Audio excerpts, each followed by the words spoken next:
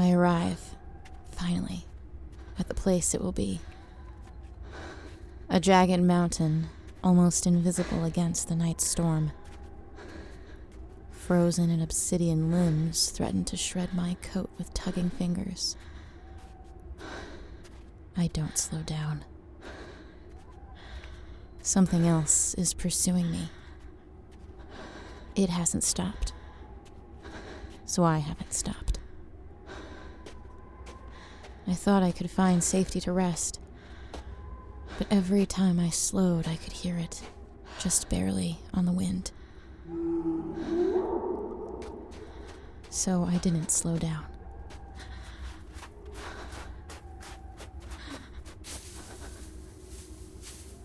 The snow at my ankles started crackling with each step. The space between the trees asserted itself more and more, and it got just a little bit darker.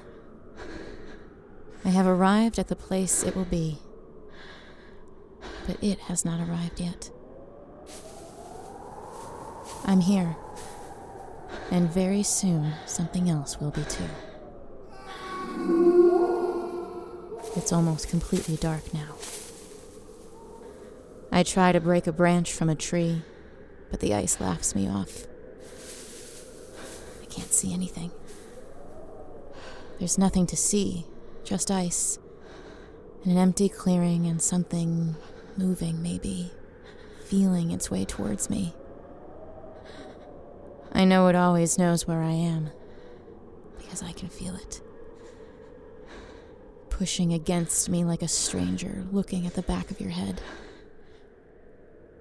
I can feel it the way you know something is getting closer to you on your way up a dimly lit staircase.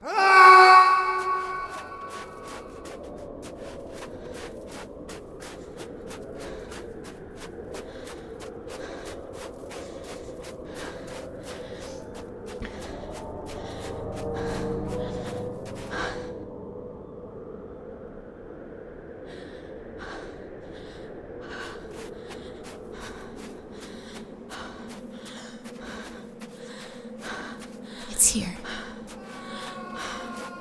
I know where to go as if I'd been there 100,000 times, ducking trees in the dark while my pursuer pursues. The thing following me has the wrong number of limbs.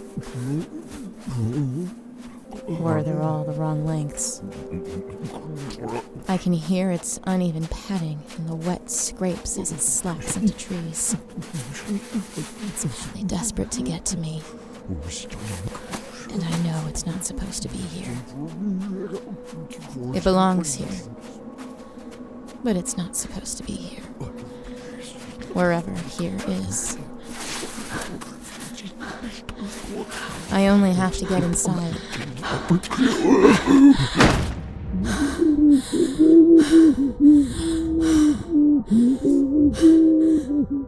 The walls are thin and brittle and safe. In here, I am the pursuer.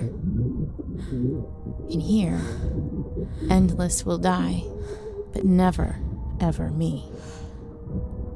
From this one room, this one root, a new system will grow and change and consume. They will come to me and let themselves be swallowed like glass takes the night. But this night, when I should be alone to begin my work, I have to keep the fire lit in my little shack. Tomorrow I'll have my dark office cocooned inside a shell, a shape, and soon an entire lobby. And that shape will assume other shapes, and it can begin again. But the first guest who checks in is me. This isn't right. I know what's supposed to be here, and exactly where. The thing out there is... I am the manager of this hotel, and no one is allowed on the premises unless they're about to die.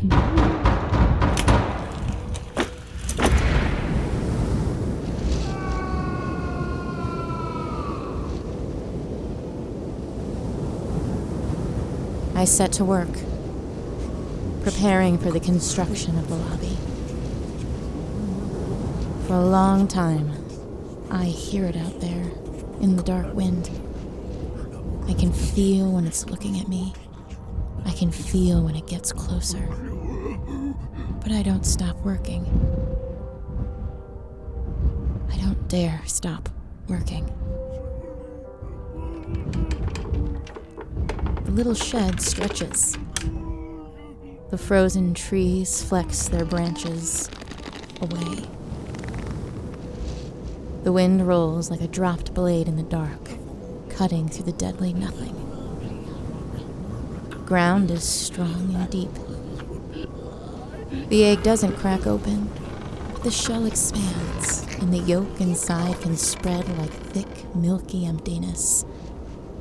My room expands, just a little. It's hard labor, and the fire must not be ignored this time. It's inside now. Before I am entirely myself, before the hotel even has a lobby, it is here.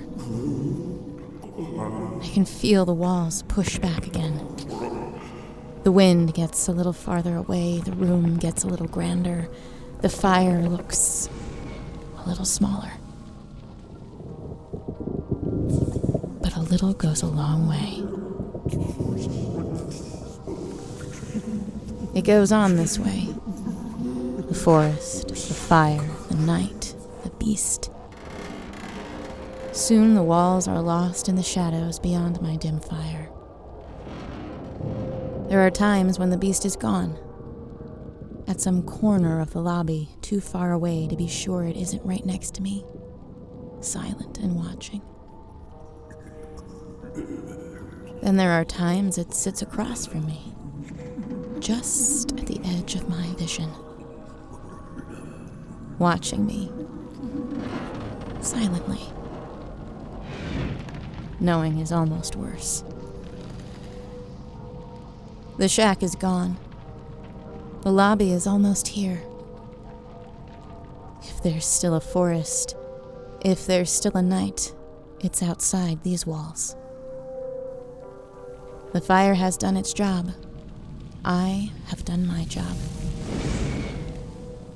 The creature, my pursuer, is trapped inside the hotel. Nothing checks out of the hotel. This is my hotel. I am the manager.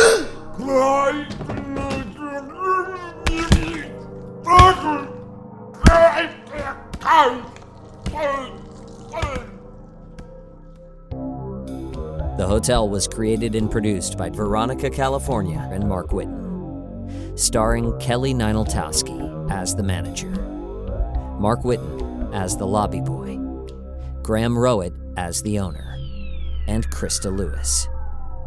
Music by Lauren Picorni, West Rodri, and special guest composer Zach Tatom-Drake. And produced by Pacific Obadiah.